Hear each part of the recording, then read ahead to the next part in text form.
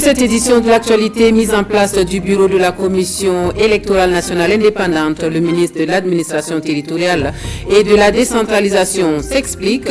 Pegwende Clément Ouedraogo fait sa lecture de la situation qui prévaut actuellement à la CENI aux journalistes. Nous l'entendrons dans quelques instants.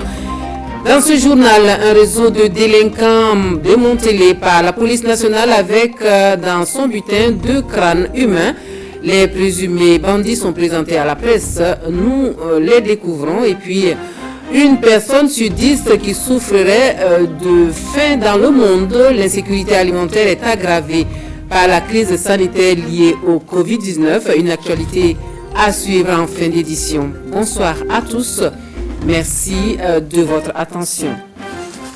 Pour ouvrir ce journal direction Bamako pour la deuxième assemblée plénière du comité interparlementaire du G5 Sahel tenue du 7 au 11 juillet dernier, désigné par ses pairs pour diriger les travaux, le chef du Parlement burkinabé, Alassane Bala Sakandé, le compte-rendu de la session du CIP G5 Sahel dans ce commentaire de Draman Guéné. Plénière du deuxième comité interparlementaire du G5 Sahel, Bamako 2021, Alassane Bala Sakandé au perchoir. C'est le président de l'Assemblée nationale qui dirige les travaux. Il est désigné par ses pairs du Mali, du Niger et du Tchad et leurs différentes délégations pour conduire la plénière. L'une des motivations premières ayant milité en la faveur de la création du CIP G5 Sahel est relative à la nécessité de promouvoir le contrôle citoyen sur l'ensemble des initiatives, des actions et les partenariats mis en œuvre dans le cadre du G5 Sahel. Cette exigence passe par la culture de la redevabilité, l'amélioration de la gouvernance pour des résultats plus durables, puis l'ajustement et l'harmonisation des cadres législatifs pour une meilleure prise en compte des réalités et constats de terrain sur des problématiques partagées. La création du CIP G5 Sahel en tant que cadre de coopération et d'action parlementaire répondait également au souci de porter un plaidoyer fort des populations et des communautés pour une mobilisation internationale plus forte face aux défis qui se posent aux pays du G5 Sahel. Sur la table, l'adoption de la charte du comité interparlementaire du G5 Sahel. Cette résolution et 3 motions dont une de solidarité au Burkina suite à l'attaque de Solhan sont prises. Nous avons adopté la charte conjointe qui va consister à créer des missions d'information auprès des différentes structures du G5 Sahel. Des missions d'information auprès du secrétariat exécutif et des missions d'information auprès du président en RSI du G5 Sahel et aussi des missions d'information pour les femmes du CIP G5 Sahel qui vont s'emparer des conditions de prise en charge des enfants, des déplacés. C'était vraiment d'intérêt et à renforcer la connaissance dans un premier temps sur le terrorisme aux parlementaires.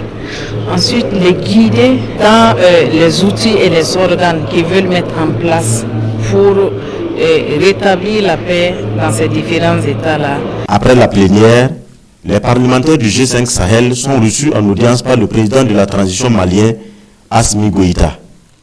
Après le palais de Koumba, le président Sakandé a eu une audience avec le premier ministre malien, Choguel Maïga. Retour au Burkina pour l'actualité nationale. À la représentation nationale à Ouagadougou ce matin, la gestion des fonds alloués par les partenaires au développement du Burkina Faso cristallise l'attention. Les députés veulent tous savoir des mécanismes du financement public international et les partenaires techniques et financiers, eux, veulent s'informer sur les mécanismes utilisés par l'Assemblée nationale pour contrôler l'action gouvernementale. Premier débat du genre suivi pour nous par Roger Kam et Wendata Nathalie Kaouri. Ils sont les représentants du peuple à l'Assemblée nationale et ici, ils sont face aux partenaires au développement du Burkina Faso. De 2016 à 2020, ces partenaires ont permis la mobilisation de financement extérieur de près de 4 688 milliards de francs CFA dans le cadre du plan national de développement économique et social. Ce cadre d'échange est une occasion pour les députés de mieux s'approprier les mécanismes définis par les partenaires au développement pour accompagner le Burkina Faso dans son processus de développement. Faisons en sorte que la machine du développement et les conducteurs des enjeux du développement ne se complaisent pas dans des satisfecits et d'autres congratulations de salon pendant que les bénéficiaires du développement, chaque jour qui passe, se demandent l'utilité des centaines de conventions signées à longueur de journée et dont ils plaident à avoir les retombées. Aussi sommes-nous convaincus qu'en échangeant avec les partenaires au développement, nous offrons aux deux parties l'opportunité de mieux se connaître, mais surtout de se compléter pour aider à une meilleure gestion de la chose publique. Pour cette première rencontre entre les élus nationaux et les partenaires techniques et financiers, les échanges concernent 6 secteurs de développement. Il s'agit de la sécurité et l'action humanitaire, l'emploi des jeunes et des femmes, la décentralisation, la justice et les droits humains, la gouvernance publique et la santé. C'est quand même important de mener un dialogue structuré avec le Parlement sur la mise en œuvre des plans nationaux de développement du gouvernement et aussi pour regarder à l'avenir la coopération qui sera aussi menée sur le plan national de développement des années à venir. Les échanges vont se solder par un document de synthèse qui sera mis à la disposition de chaque partie pour un travail de suivi et d'évaluation. Les parutions du jour en font écho. La présidence de la CENI, notamment du report de la date de l'élection à ce poste, le chef de SAO, recusé par le chef de file de l'opposition politique, le ministre d'État, ministre de l'administration territoriale et de la décentralisation, réagit à toutes ces actualités par voie de presse. Suivons les explications de Pegnoende, Clément Sawadogo, avec Nong Bakouda et Ernest Kambiri. L'information est à la une des parutions du jour. Présidence de la Commission électorale nationale indépendante CENI, l'opposition recuse le chef de SAO. L'article fait cas également du report de l'élection du président de la Commission initialement prévu hier lundi au jeudi 15 juillet 2021 sans en expliquer les motivations. Interpellé donc, le ministère de l'administration territoriale et de la décentralisation, la tutelle administrative de la CENI réagit à travers le ministre d'État. Clément Pegwende Savadogo confirme les informations de la récusation du SAO Naba reçue par correspondance du chef de file de l'opposition et fait appel aux dispositions de la loi, notamment du code électoral, pour rappeler au chef de file de l'opposition politique burkinabé et au réseau des mouvements du Burkina Faso qui recuse pour sa part le commissaire Tasséré Savadogo pour faire d'activisme prononcé sur les réseaux sociaux que toutes ces questions soulevées sont réglées par l'impartialité de la CENI, la Commission électorale nationale indépendante tenue à la réserve, et par la neutralité, le ministère de l'administration territoriale et de la décentralisation s'en tient donc à la loi. En dehors des dispositions édictées par le code électoral, nous ne sommes pas en connaissance d'autres types de contraintes se rapportant aux membres. Et donc, des dispositions qui nous auraient autorisé à recevoir une récusation des 10 membres, si ce n'est dans ce paquet de conditions édictées par la loi. Alors, la loi ne prévoit pas non plus une validation de la désignation de chaque représentant par les autres composants. Elle dit chaque composant désigne son représentant. Un point, un point. Nous nous sommes chargés de recueillir les désignations et faire rapport au Conseil des ministres pour leur nomination. Sur la question de l'appartenance politique, il y a, ça c'est l'article 11 qu'il a évoqué, il y a une jurisprudence établie chez nous. Et on connaît des cas où les commissaires qui étaient membres de l'organe dirigeant de leur parti ont été obligés de se défaire de leurs responsabilités dans leur parti pour pouvoir être élus comme membres du bureau de la CENI. C'est d'ailleurs le cas de toutes les institutions indépendantes dans notre pays. Sur la question du report de la date de l'élection du président de la CENI, le ministre d'État Clément Pegwende Savadogo s'en explique, argument à l'appui. Donnons du temps, parce que ça peut faire bien. Voilà, c'est une bonne ligne de conduite que nous pensons nous. Sinon, on n'était vraiment pas tenu. Les éléments évoqués, comme je l'ai dit, ne tiennent pas du tout, parce que la prestation du serment est un acte accompli avant que la CENI ne puisse entrer en fonction, tout comme la mise en place du bureau est un acte accompli avant que la CENI n'entre en fonction. D'autres questions en lien avec le statut de la chefferie coutumière et les suites juridiques que pourrait prendre cette actualité politique ont également été soulevées par les journalistes. Et sur toutes ces préoccupations d'intérêt national, le ministre d'État Pegwende Clément Savadogo estime que toutes ces questions auraient dû être posées et débattues lors du dialogue politique national. Lutte contre l'insécurité et le grand banditisme des présumés délinquants spécialisés dans le vol armé dans les filets de la police nationale. Le réseau de malfrats, avec à sa tête un récidiviste, a à son actif plusieurs braquages, mais pas que. Il s'adonne aussi à des pratiques occultes, selon la police nationale, qui a saisi 2 crânes humains parmi le butin, le tout présenté à la presse ce matin. Le point avec Issa Kafando et Maïmouna Traori. L'enquête qui a permis de démanteler ce réseau fait suite à un braquage par des individus armés de pistolets automatiques le 15 juin dernier au secteur 23 de la ville de Ouagadougou. Le petit-fils de la victime a été blessé par balle et 8 millions de francs CFA emportés. Je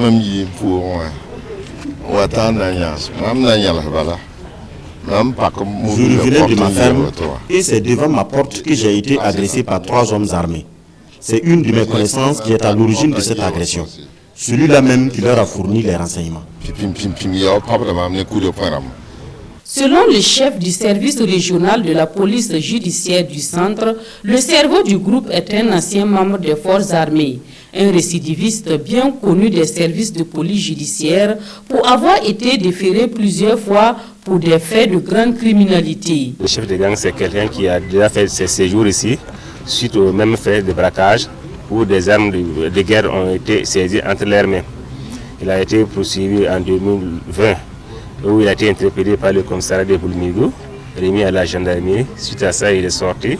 Et nous l'avons déféré parce qu'il faisait partie des membres du groupe qu'on a démantelé et qu'il s'était réfugié à Safané d'abord. De Safané, nous avons parti pour l'interpeller. Il a pu aller à Lomé avec la coopération policière et Interpol. Nous avons pu mettre la main et on l'avait déféré en mois d'août 2020. Après ça, il est sorti et il a repris ses activités. Le groupe est bien organisé et opère avec des armes à feu. Leurs cibles sont les boutiques de transfert d'argent, les lieux de commerce et les domiciles. En tout cas, un groupe qui ne badine pas. Et si vous tentez de résister, en tout cas, il passe à la violence, soit en tout cas au prix de votre vie ou de votre santé. L'exploitation des fichiers audio des membres du groupe a révélé qu'ils s'adonnaient à des pratiques occultes. Ils reconnaissent avoir exhumé des restes humains à Zungu dans le Ganzourgou pour accomplir des sacrifices. Après investigation, le commissaire Galbané et ses hommes ont pu saisir 2 crânes humains, des armes et des munitions, 5 motocyclettes et la somme de 830 000 francs CFA. Un membre du groupe est toujours en cavale et les enquêtes se poursuivent en vue de son interpellation. Autre actualité dans ce journal avec cette énième sortie médiatique de promoteurs immobiliers pour dénoncer la réforme de la loi portant promotion immobilière envisagée par le gouvernement burkinabé. Une coalition d'associations qui appelle une fois de plus à la prise de mesures transitoires et à la reformulation de l'avant-projet de loi qui serait, selon l'avis des conférenciers, discriminatoire entre les sociétés immobilières de droit privé et celles de droit public. Bien sûr, nous les entendons avec Lassina Ouattara et Nyarkitida. Et un calendrier caché. Le mécontentement des promoteurs immobiliers. Ce sont au total 4 fêtières dans le domaine de l'immobilier à donner de la voix ces jours. Elles disent non à la réforme de la loi portant promotion immobilière au Burkina. L'avant-projet de la loi en question qui sera soumis à validation le jeudi prochain au cours d'un atelier national est jugé discriminatoire par ses conférenciers. Cet avant-projet de loi opère une discrimination entre les sociétés de droit privé, de promotion immobilière et les sociétés de droit public, ceux-ci sont nature, en autorisant ces derniers à faire de la promotion foncière tout en déniant les mêmes droits aux sociétés privées. L'avant-projet de loi occulte dans ses dispositions transitoires la question du traitement des dossiers déjà introduits dans la scène de promotion immobilière. C'est juste un acharnement sur eux et leurs activités, s'exclament les animateurs à cette conférence. Ils demandent de surseoir pour le moment à la réforme et de traiter leurs dossiers qui sont en souffrance dans les tiroirs.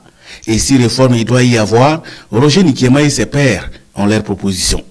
Il va falloir qu'on accepte que les deux modèles puissent se tenir. L'État peut mobiliser le foncier, et également les promoteurs immobiliers peuvent mobiliser le foncier et permettre aux détenteurs du droit coutumier, ceux qui ont le foncier, de pouvoir continuer à jouir leurs droits de propriétaire terrien et en disposer et à donner qui ils veulent. Ils ne sont pas hostiles à l'idée de réforme selon leur porte-parole, mais réclament plutôt une réforme juste et équilibrée qui ne saurait être restrictive des droits acquis. En revanche, ils prennent ici l'engagement d'accompagner le gouvernement dans sa politique nationale de construction de logements et l'apurement du passif foncier. Et la coordonnatrice résidente du système des Nations Unies au Burkina Faso, faite officier de l'ordre de l'étalon à titre exceptionnel. C'est l'hommage du gouvernement à Metsi Makita en fin de mission au pays des hommes intègres. La soirée de revoir à la diplomate est suivie pour nous par UBM Benito Soumé et Hahadi Sandamba. Pour service rendu à la nation burkinabé, elle est élevée au rang d'officier de l'ordre de l'étalon à titre honorifique. Metsi Makita a passé 5 années au service de la consolidation des relations entre le système des Nations Unies et le Burkina Faso. C'est donc une soirée d'hommage, mais aussi l'occasion de faire le bilan des acquis. Sans être exhaustif, votre contribution personnelle et celle de vos collaborateurs pour la mise en place du cadre de coopération 2018-2020 entre le Burkina Faso et le système des Nations Unies pour accompagner la transformation durable du Burkina Faso. L'éclatante réussite de la conférence internationale sur la mise en œuvre du PNDS dont vous avez assuré la présidence de la Troïka. L'appui au processus démocratique à travers l'organisation des élections et la promotion de la bonne gouvernance administrative et politique, ainsi que le dialogue politique. Metsi Makita quitte le pays des hommes intègres avec un sentiment de devoir bien accompli. Le pari pour nous, c'était mieux accompagner le gouvernement et rester auprès du peuple dans un contexte qui était très délicat et des fois très difficile. Aujourd'hui, nous avons une présence physique opérationnelle dans les régions dites fragiles et encore d'autres à forte pression. Et grâce à cette présence, nous avons accompagné le pays à rester auprès de son peuple. À la tribune, tous ont reconnu le mérite de la diplomate appelée à servir sous d'autres cieux. Elle reçoit un présent de la part des autorités burkinabées, un baobab en bronze, symbole de la solidité des relations entre le système des Nations Unies et le Burkina Faso. Et Ouagadougou, officiellement le siège de l'Alliance pour le biodigesteur en Afrique de l'Ouest et du Centre, et cela depuis hier. L'accord de siège est scellé en présence de Daouda Ouattara et bienvenue Taoussa. L'Alliance pour le biodigesteur en Afrique de l'Ouest et du Centre et l'État burkinabé liés de par cet accord. Cet acte, posé ici au ministère des Affaires étrangères et de la coopération, fait officiellement de Ouagadougou le siège de l'Alliance créée il y a près de 3 ans. Je tiens à remercier le président du Faso pour sa détermination et son engagement pour faire en fait de cette institution une institution dynamique au service de nos concitoyens, particulièrement du milieu rural, puisque l'Alliance du biodigesteur est une initiative qu'il a pris à bras-le-corps pour faire en sorte que un certain nombre de pays de notre sous-région, que ce soit au niveau de l'Afrique occidentale et de l'Afrique centrale, puissent coopérer ensemble pour développer cette initiative qui permet à nos populations, particulièrement du milieu rural, d'améliorer leur quotidien à travers ce que peut apporter la transformation des déchets naturels pour produire à la fois de l'énergie à travers le biogaz, mais pour produire des intrants pour l'agriculture, etc., comme fertilisants, et pour bien d'autres usages. C'est en décembre dernier que l'Alliance pour le biodigesteur en Afrique de l'Ouest et du Centre Africain, cet accord de siège entre dans le cadre de la feuille de route dressée en décembre. Elle devra permettre de parachever la mise en place des organes de la structure. Semaine nationale de la sécurité routière, le coup d'envoi de l'édition de 2021 est donné à Manga ce 12 juillet. Une semaine de sensibilisation et d'activité pour la promotion de la culture de la sécurité routière au quotidien. Le lancement de l'événement en présence de Bernard Kombelem et Estelle Judith Assogba.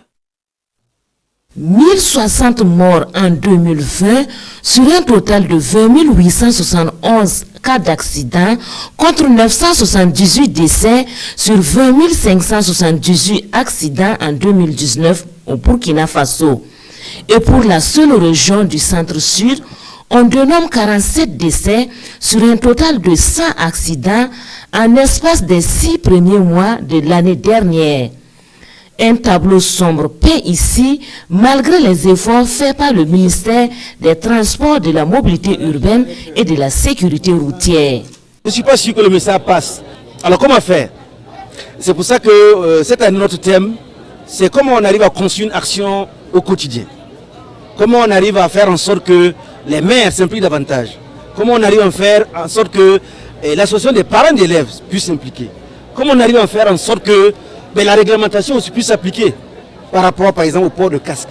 La tenue de cette activité à Manga sonne comme une invite à une prise de conscience des différents acteurs et les populations elles-mêmes des questions de sécurité routière en vue de promouvoir les bonnes pratiques en matière de civisme et de courtoisie dans la circulation, en contribuant ainsi à l'enracinement d'une véritable culture de sécurité routière au Burkina Faso. Monsieur le maire s'est engagé, que ce soit également les ONG, la société civile, parce qu'ailleurs, c'est véritablement eux qui impulsent la marche contre la lutte contre l'insécurité routière.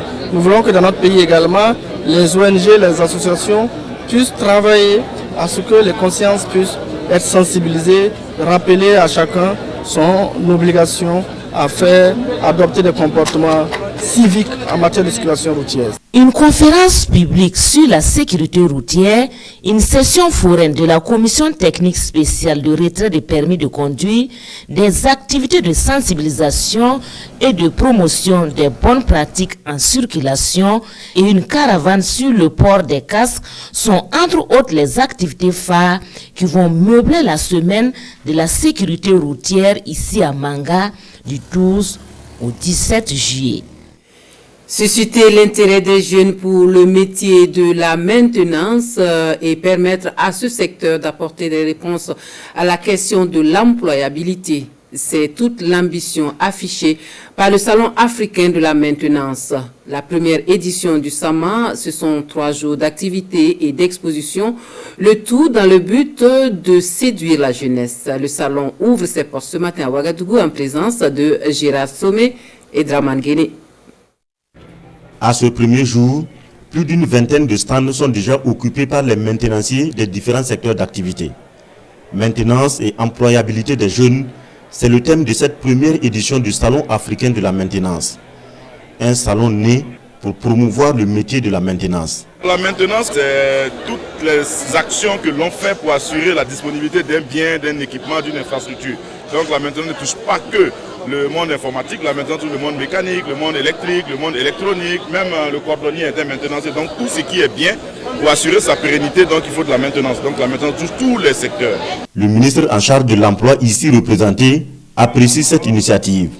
Pour lui, il ne s'agit pas là d'un salon de plus, mais plutôt un espace d'échange et de partage d'expériences offert aux maintenanciers. C'est un cadre idéal de rencontre entre multi-acteurs pour des partages d'expériences, des partages de savoir-faire, pour permettre aux praticiens de mieux se connaître, d'échanger leurs expériences et donner la possibilité aux chercheurs de solutions à des problématiques précises en termes de maintenance, de trouver aussi une offre qui est disponible aussi sur le marché national.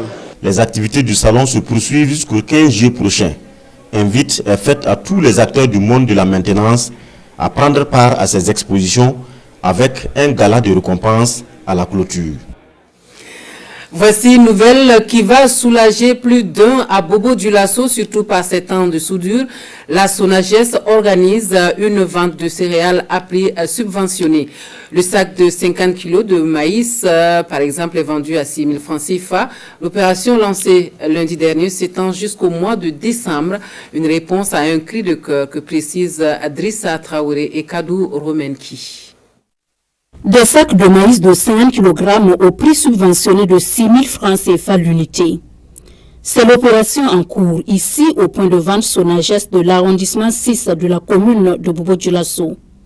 Une opération voulue par le gouvernement et pilotée par la Sonagès au profit des populations. Le président du FASO avait instruit d'ouvrir les boutiques de vente à prix de céréales à prix social pour aider la population vulnérable à avoir de quoi manger. Nous avons prévu d'ouvrir 208 points de vente à prix social pour placer environ 41 000 tonnes. Chaque habitant a droit à un sac de 50 kg à un prix subventionné de 6 000 francs le sac et pour un mois jusqu'en décembre, fin décembre 2021. Cette opération de vente de céréales suscite de l'engouement auprès des populations dans les différents arrondissements de la ville de Sia. Une initiative qui fait le bonheur des bénéficiaires à l'image de cette veuve de 47 ans. Bon, la boîte de farine coûte 750. Bon, comme ma famille est grande, je ne peux pas, une boîte de farine ne peut pas me suffire avec ma famille. J'ai eu le sac à 6 000 francs. Ça m'a beaucoup plu. Ça va m'aider beaucoup avec ma famille. Je suis vraiment content de cette initiative. Les temps sont durs et moi j'ai 10 bouches à nourrir. Ce sont mes petits-fils qui vivent avec moi. Et dans ces conditions, acquérir un sac de maïs à 6 000 francs au lieu de 10 000 francs me paraît très avantageux.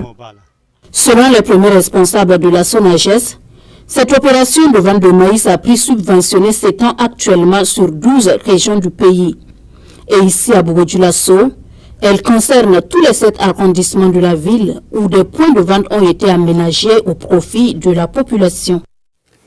Et pour améliorer la productivité agricole, l'on pourra aussi compter sur Burkina Phosphate, un fertilisant produit au Faso et dont l'utilisation n'est pas encore entrée dans les habitudes des producteurs agricoles. Et la société d'exploitation d'associer alors le département en charge de l'agriculture pour sa vulgarisation. Une session de formation a réuni les techniciens à Ouagadougou, Lassina Ouattara, Vincent Kendrebogo pour les détails. Et ils sont des techniciens de l'agriculture venus de plusieurs régions du Burkina pour participer à cette formation.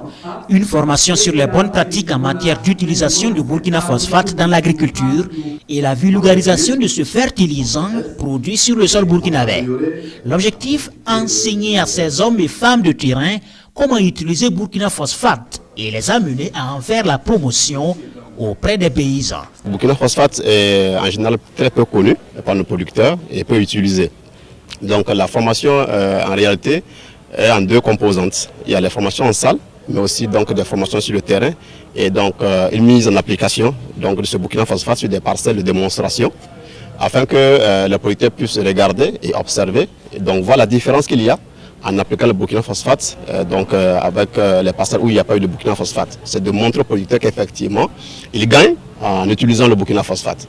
Cette formation sera l'occasion de faire le bilan des activités dans le cadre de la collaboration entre les agents de l'agriculture et la société d'exploitation du Burkina Phosphate. Alors que la campagne agricole de la saison humide est en cours, les participants au retour devraient être à même d'amener les producteurs à adopter Burkina Phosphate pour améliorer leur rendement agricole. Et puis la fête de l'indépendance de la France, célébrée par anticipation à Bobo-Dioulasso.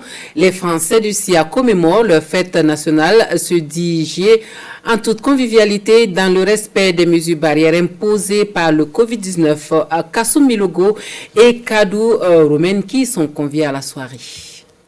Paris tenu cette année encore malgré le contexte de Covid-19 pour la traditionnelle fête nationale française célébrée chaque année par anticipation à Bobo-Dioulasso. Une rencontre qui, au-delà de l'aspect festif, se veut un cadre de retrouvailles et de raffermissement des liens entre Français, Burkinabés et Franco-Burkinabés. Alors pourquoi le 14 juillet à Bobo par anticipation? Parce que le 14 juillet, on le fête aussi à Ouaga le jour du 14 juillet. Et moi, je tiens à maintenir cette tradition qui veut qu'on honore aussi le 14 juillet à Bobo-Dioulasso, où il y a quand même plus de 450 Français qui résident ici. Donc c'est la deuxième population française au Burkina Faso. Et c'est normal que l'ambassadeur de France que je suis vienne fêter avec ses compatriotes. Un accent particulier est mis sur l'excellence des relations qui existent entre les deux pays. Des relations que je dirais inaltérables. J'ai profité de dire au revoir au consul honoraire Abidine Ba, qui aura comme successeur M. Bostal, Alain, qui est connu des Bobolais. Ce sont des Français qui vivent à Bobo-Dioulasso. Pour des raisons de respect des gestes barrières, le nombre d'invités à la cérémonie a été limité. Et au passage, Luc Alade a invité l'Assemblée à se faire vacciner contre le Covid-19. Hors de chez nous, la crise sanitaire liée au coronavirus qui aggrave l'insécurité alimentaire dans le monde. Un humain sur 10 souffre de sous-alimentation selon le dernier rapport de la FAO suivi. La faim dans le monde s'est nettement aggravée avec la crise du Covid-19. C'est le cri d'alerte lancé par la FAO. Dans un nouveau rapport, l'agence spécialisée de l'ONU révèle qu'entre 2019 et 2020, le nombre de personnes sous-alimentées a augmenté de 18%. En 2020, plus de 800 millions de personnes ont manqué de nourriture, soit environ 10% de la population mondiale. Plus de la moitié d'entre elles vivent en Asie. 418 millions de personnes sont sous-alimentées en Asie et environ 282 millions en Afrique, précise ce responsable de la FAO. En Amérique latine, nous avons également constaté une augmentation de plus de 9% de la population sous-alimentée. La pandémie a exacerbé les causes habituelles de ce fléau, conflits, chocs économiques et réchauffement climatique. Dans les campagnes, les restrictions de déplacement ont pesé. En ville, il y a parfois eu des problèmes d'approvisionnement. La FAO alerte sur les effets à long terme de la pandémie. Un sommet mondial sur les systèmes alimentaires se tiendra à New York en septembre prochain. L'ONG Action contre la faim appelle à des changements radicaux en faveur de l'agroécologie paysanne. Il faut cesser d'abdiquer face aux géants de l'agro-industrie, souligne-t-elle. Et c'est la fin des actualités dans cette édition. Merci à vous de nous avoir suivis. Les informations reviennent dans leur dernière version à 23h avec Issa Kanana. Très belle soirée à tous.